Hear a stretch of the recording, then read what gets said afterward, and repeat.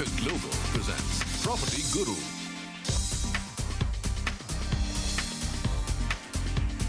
नमस्कार और बहुत बहुत स्वागत है आपका प्रॉपर्टी गुरु में, जिसे आप देख रहे हैं CNBC आवाज पर। आपके साथ मैं हूं Vipin Bhatt. Property Guru presented by signature global, आपका मनपसंद शो जो कि रियल एस्टेट पर आपके हर तरह के सवालों के जवाब देने की कोशिश करता है। और पिछले कई सालों से, इनफैक्ट ऑलमोस्ट 2 दशक हो चले हैं जब से परंपरा जारी है, और आपका विश्वास और प्यार हमारे साथ बना है। हमें और क्या चाहिए। हम हर बार कोशिश करते हैं कि आपके सवालों के बेहतरीन से बेहतरीन जवाब लाएं, और इसीलिए बेहतरीन से बेहतरीन गेस्ट लेकर आते हैं।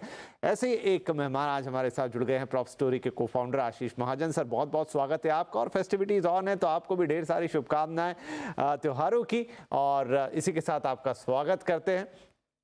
पहला सवाल आपसे हम यही लेंगे कि ये फेस्टिविटी वाला सीजन हर साल रियल एस्टेट के लिए काफ़ी विशेष होता है। दिवाली हो गए, उसके आसपास के त्यौहार हो गए। इस साल अगर कोई नंबर्स अभी चर्न कर रहे हो तो भी ठीक है, नहीं तो एक आइडिया मोटा मोटा जो आपको रहता ही है हमेशा, कैसा रहा ये सीजन? विपिन जी, डेफिनेटली फेस्टिव सीजन में सेल्स हो रहे हैं, पर कई जगहों पे लीडिंग डेवलपर्स के कुछ नए प्रोजेक्ट्स एक्सपेक्टेड थे, वो भी नहीं आए हैं। तो आपने ये देखा है कि आजकल ज्यादातर सेल न्यू लॉन्च में होती है, तो प्रोजेक्ट्स ना होने के कारण भी थोड़े सेल्स नंबर शायद वीक दिख सकते हैं। पर अगर हम सेंटीमेंट की बात करें तो बायर इंटरेस्ट है, पर हम जो पिछले कुछ टाइम से बात कर रहे हैं तो थोड़ा बहुत करेक्शन भी जारी है। हमारा ये मानना है कि प्राइस वगैरह थोड़ा रैशनलाइज हो रहा है कुछ प्रोजेक्ट्स का। हमने रिसेंटली देखा है कि लॉन्च प्राइस कुछ एक सर्टेन एडवर्टाइजमेंट करा गया, लेकिन 2-3 हफ्ते बाद उस प्राइस को कम करके फिर उसको री एडवर्टाइज किया गया। तो शायद मार्केट में इस तरह के करेक्शन हो रहे हैं, नेगोशिएशंस हो रहे हैं। और जाहिर भी है कि मतलब ऑलमोस्ट 3 साल का एक तरह से बुल रन हो चुका है, तो थोड़ा बहुत रैशनलाइजेशन मार्केट में प्राइस एलिमेंट से हो रहा है। Otherwise demand, consumer sentiment home ownership के लिए अच्छा है। अगर एक राइट प्रोडक्ट किसी को मिल जाए तो लोग लेने के लिए तैयार हैं। चलिए हम फटाफट अब आ जाते हैं सवाल जवाब पर। माफ कीजिए, RY देशपांडे साहब है हमारे साथ फोन लाइन पर, हमारे आज के पहले कॉलर जो कि पुणे से कॉल कर रहे हैं। देशपांडे साहब, बहुत स्वागत है आपका। क्या सवाल पूछना चाहेंगे आज? सर, आपका प्रोग्राम ही बहुत बढ़िया है। आपने स्वागत किया, बात पूरे 1 करोड़ रुपए की हो गई। सवाल ये है सर, बहुत बहुत धन्यवाद। बट साहब really you are a very nice anchor. Thank you. सवाल ये है सर, मैं पुणे में रहता हूँ, लेकिन मुझे ठाणे शिफ्ट होना है। 3 BHK फ्लैट लेना है। बजट शायद 2.5-3 करोड़ तक जा सकता है, कोई दिक्कत नहीं है।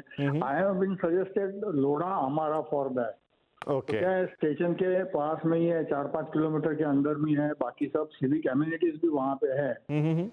तो मैं प्रॉपर्टी गुरु से जानना चाहता हूँ, ये मेरे लिए तो अब आई एम रिटायर्ड पर्सन, मेरे लिए अब ये बड़ा डिसीजन होने वाला है, तो आप मुझे अच्छी तरह से एडवाइस करें और गाइड करें।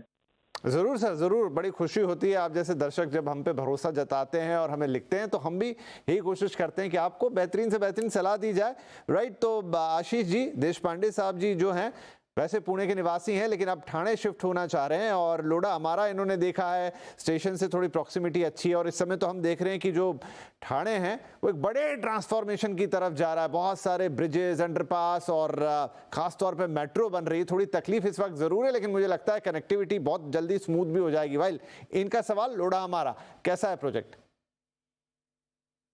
जी विपिन जी, मुंबई में लोढ़ा के टाउनशिप्स ऑलमोस्ट हर इम्पोर्टेंट लोकेशन पे देखे जाते हैं, और one of the biggest real estate company उस शहर की भी और देश की भी, तो एक वो एलिमेंट हमेशा प्ले इन करता है। और टिपिकली लोधा के प्रोजेक्ट्स फुल ऑफ एमिनिटीज और लार्जर लैंड होती है, तो ये भी एक बहुत बड़ा टाउनशिप प्रोडक्ट है।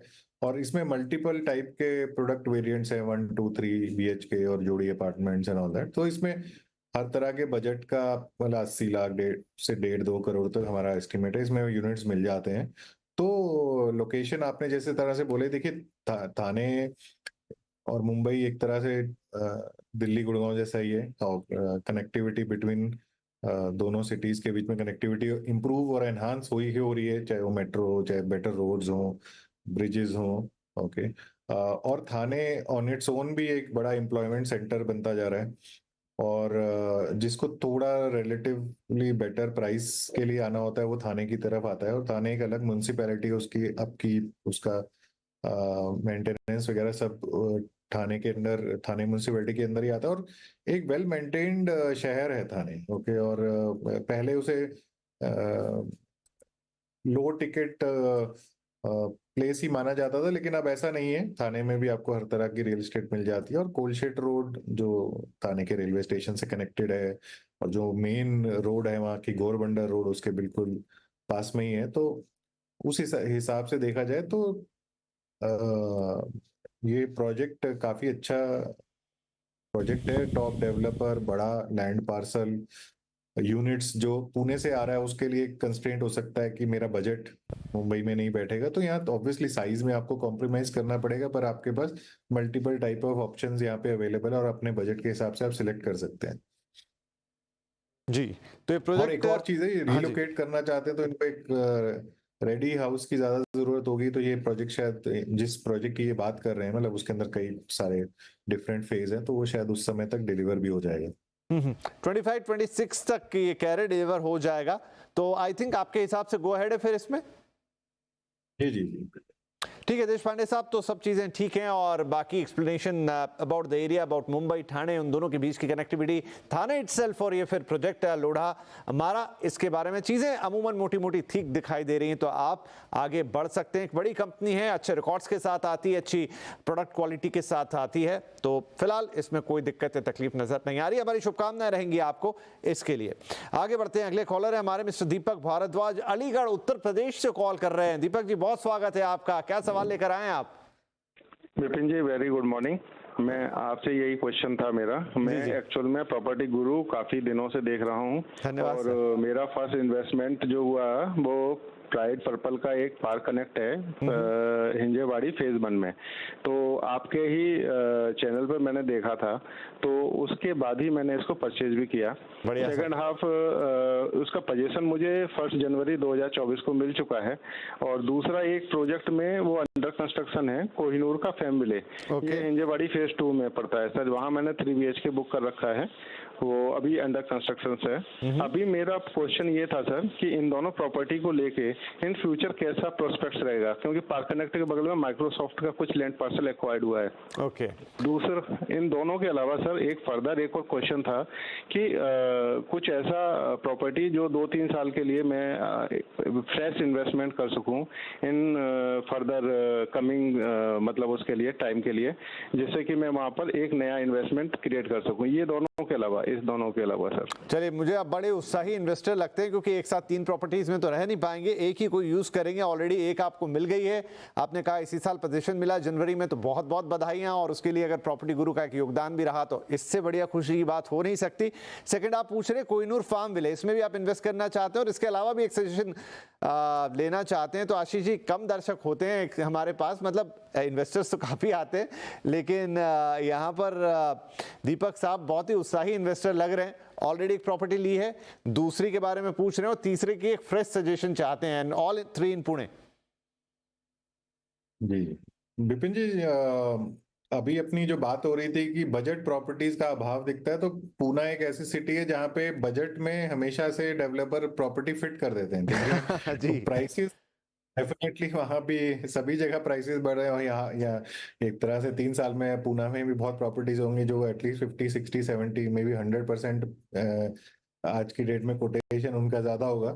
पर पूना की ब्यूटी है कि वहां पे डेवलपर यूनिट को छोटा करते करते उसको मुंबईफिकेशन वो पुणे का करते जा रहे हैं। तो जिसके पास थोड़ा कम बजट है उसके लिए एक बहुत अच्छी सिटी है पुणे इन्वेस्ट करने के लिए, क्योंकि जो उन्होंने प्राइड पर्पल, कोहिनूर और इस तरह के डेवलपर्स बोले, वो मिड साइज में काफी नामी गिनामी डेवलपर हैं वहाँ के। ओके, तो इनके साथ गलत होना बहुत अनफॉर्चुनेट हो सकता है। हाउएवर, फिर इन्होंने हिंजेवाड़ी का नाम लिया। हिंजेवाड़ी पूरे इंडिया में एक बहुत बड़ा आईटी डेस्टिनेशन है। अब तक हम कह सकते थे कि वहाँ पे टिपिकली सर्विस कंपनी जैसे कि इन्फोसिस और इंडियन आईटी कंपनीज के बड़े बड़े सेंटर्स थे। हाउएवर, जैसे इन्होंने माइक्रोसॉफ्ट का नाम लिया, या आप हिंजेवाड़ी से थोड़ा आगे आए तो बानेर एंड ऑल, वो वहाँ पे हाई एंड आईटी किया जाता है, और पुणे एक लेट कमर है हाई एंड आईटी के लिए। मतलब पिछले 1.5-2 साल में अमेजोन, गूगल, फेसबुक, माइक्रोसॉफ्ट, हर कोई वहां पे आ रहा है अपना एक डेवलपमेंट सेंटर के लिए। और इससे पहले सिर्फ जो service company, typical IT jobs जो रहते हैं, उस तरह के जॉब्स ही पुणे में आते थे। इसीलिए जो वैल्यू एस्क्राइब होती थी पुणे सिटी को, वो एक बजट और वैल्यू के हिसाब से ही हाउसिंग में आया करता था। अब वहां पे लग्जरी है, और लग्जरी भी हर तरह की, 8-8, 10-10, 25 करोड़ तक के फ्लैट है वहां पे। तो सिटी काफी अच्छे से रियल एस्टेट में अप्रिसिएशन दे रही है। पिछले 8-9 महीनों में जो डेटा आया है, 1 लाख, पता नहीं 1,10,000, 1,20,000 घर तो रजिस्टर हो गए हैं, जो कि बहुत बड़ा नंबर है। मतलब मैं आपको बोल सकता हूँ कि नंबर ऑफ यूनिट्स में ये बैंगलोर वगैरह सबको बीट कर रहा है। वैल्यू में may not be, but numbers are very good, because लोग इस शहर में इन्वेस्ट कर रहे हैं एक बहुत अच्छे मोमेंटम से, जो पहले शायद नहीं हुआ करता था, क्योंकि इस तरह के जॉब्स या इस तरह की इकोनॉमी वहां की नहीं थी। पर अब ऐसा नहीं है। और मतलब मेरा तो ये मानना है, जब नेक्स्ट ईयर अभी गवर्नमेंट बोल रही है कि सेंसस होगा, तो मुझे पुणे एक ऐसा मेट्रोपॉलिस लगता है मुझे, जहाँ पे पॉपुलेशन बहुत तेजी से बढ़ी है पिछले 8-10 सालों में। तो इन्होंने एक अच्छे शहर में इन्वेस्ट कर रहे हैं और इनको अच्छे प्रोडक्ट्स में कर रहे हैं, तो अच्छी बात है। राइट, तो फिर कोहिनूर फार्म विले के लिए गो अहेड है sir? Ji ji.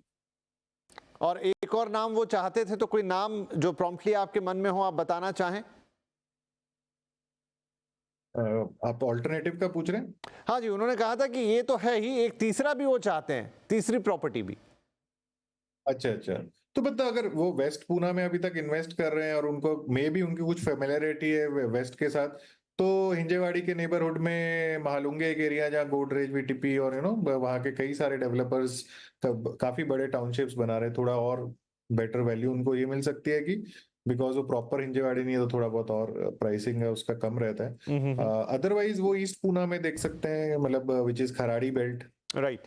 Kharadi in fact is more expensive than, ज्यादा महंगा है हिंजेवाड़ी से, बिकॉज वो पुणे के सेंटर से काफी अच्छी और एयरपोर्ट से बहुत अच्छे से कनेक्टेड है।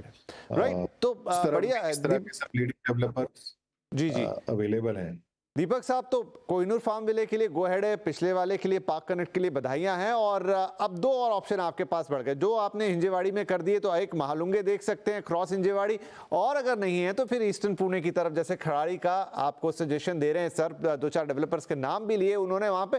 थोड़ा चलिए इस पर आप दिवाली के बाद थोड़ा सा एक बार एक राउंड लेकर आइए, हम फिर से बात कर लेंगे एक बार, क्योंकि आप इतने उत्साही निवेशक है, हमें भी बात करके अच्छा लग रहा है। लेकिन मोटा आइडिया आपको दे दिया, फिर थोड़ा सा पिन पॉइंटेड बात कर लेंगे तीसरे प्रोजेक्ट के लिए। चलिए, इसी के साथ मुझे बार बार अब कहा जा रहा है ब्रेक ले लिया जाए, एक छोटा ब्रेक, क्योंकि बात काफी लंबी हो गई। उसके बाद कुछ और सवाल।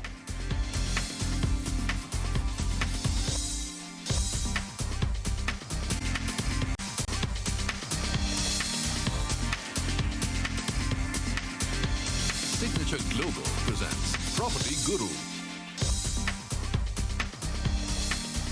वेलकम बैक, आप देख रहे हैं property Guru presented by signature global. लगातार आपके सवाल हम ले रहे हैं, आशीष जी हमारे साथ बने हुए। पिछले सेगमेंट में काफी लंबी बातचीत हुई, लेकिन अब थोड़ा बातचीत को और आगे बढ़ाते हैं, थोड़ा क्विकली लेकर जाएंगे। संतोष ठाणेकर कॉल एक बार फिर से पुणे से। संतोष जी, बहुत स्वागत है आपका। आज काफी बातचीत हो गई पुणे की, क्या सवाल होगा आपका?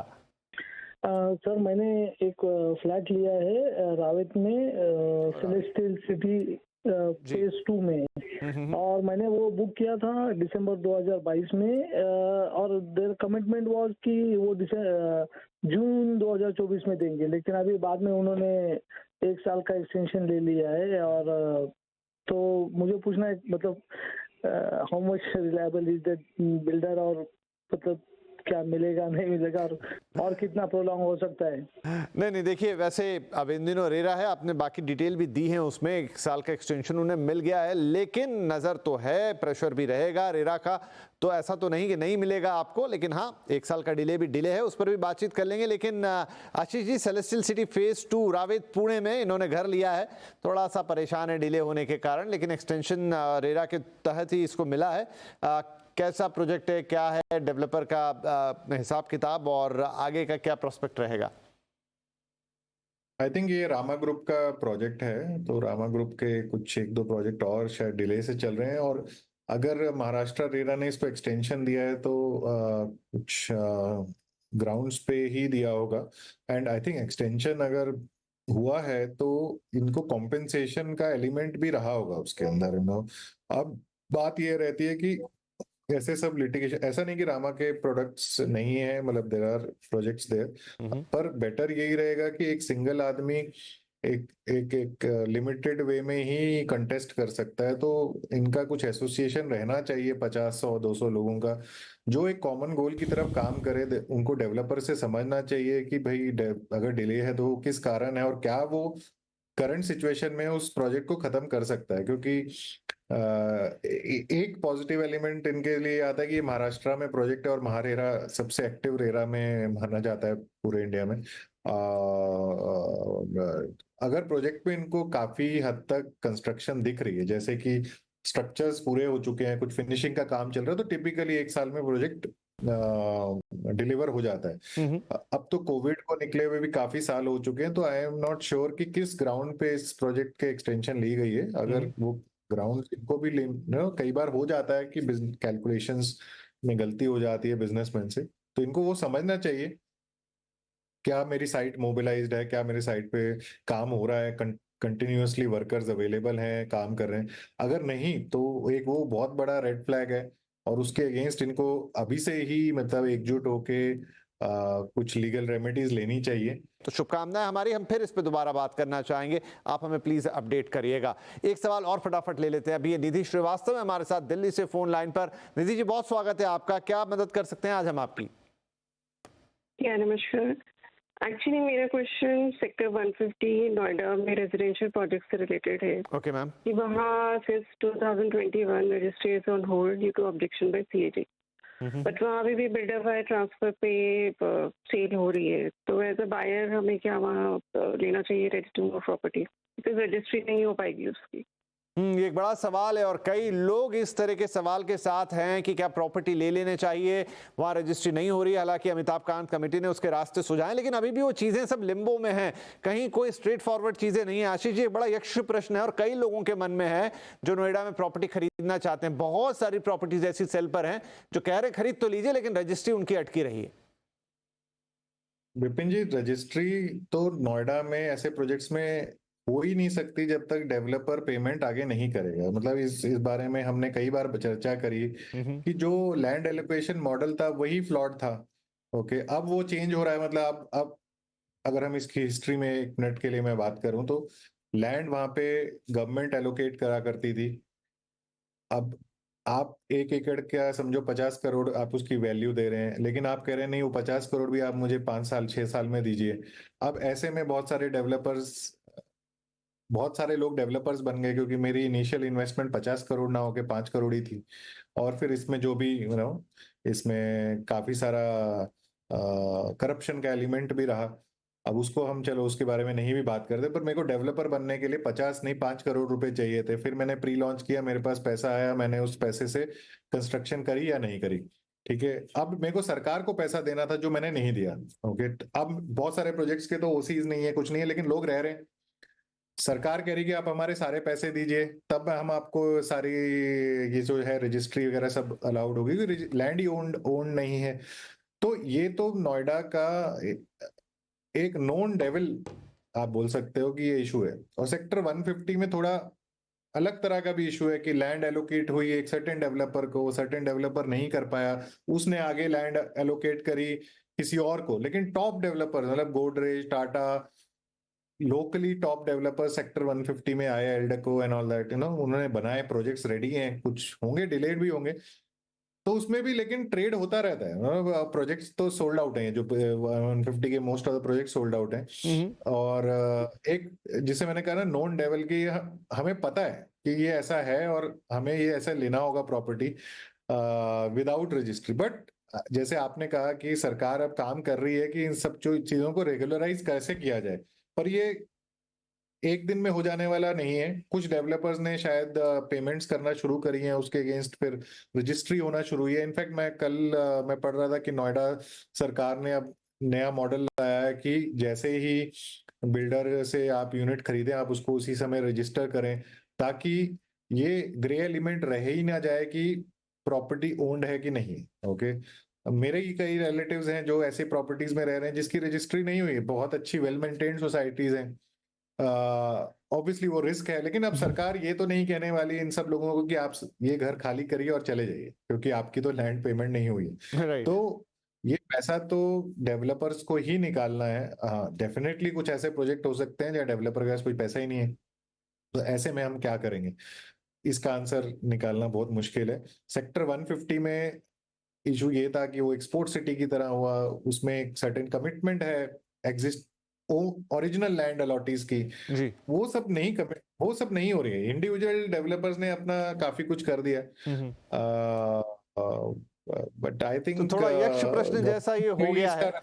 आप सही कह रहे हैं कि इसका कोई एक जवाब देना बहुत मुश्किल है, पर निधि जी शायद मतलब देखिए तो गवर्नमेंट को ही निकालना पड़ेगा, क्योंकि प्रायर गवर्नमेंट क्रिएटेड इश्यूज हैं। जी जी, अब हम उनको भी नहीं पकड़ सकते, राइट? सही बात है। तो ये ना थोड़ा सा कैश 22 वाली सिचुएशन होगी जहां चीजें सब पकड़ गई हैं आपस में। हालांकि जैसा आशीष जी जिक्र कर रहे हैं कि नया नियम आया है नोएडा अथॉरिटी का कि अब आप 10% जैसे ही पेमेंट कर देंगे उसके बाद रजिस्ट्री अनिवार्य होगी। महाराष्ट्र में तो ये बहुत पहले से है कि वो जब यहाँ मोफा चला करता था कि 1 रुपया भी अगर आपने डेवलपर को पे किया तो विदाउट रजिस्ट्रेशन वो हो नहीं सकता था।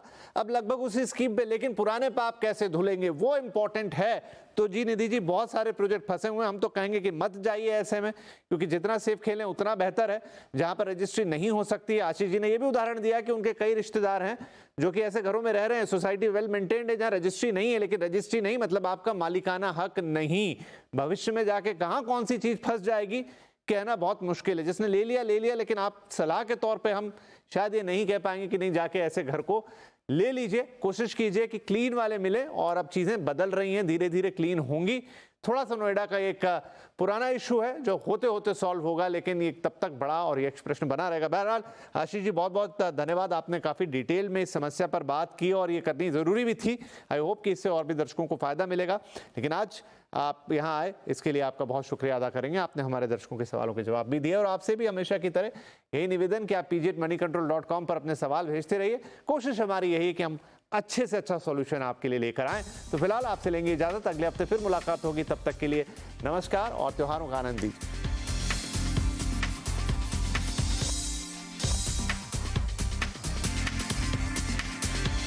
Signature Global presents Property Guru.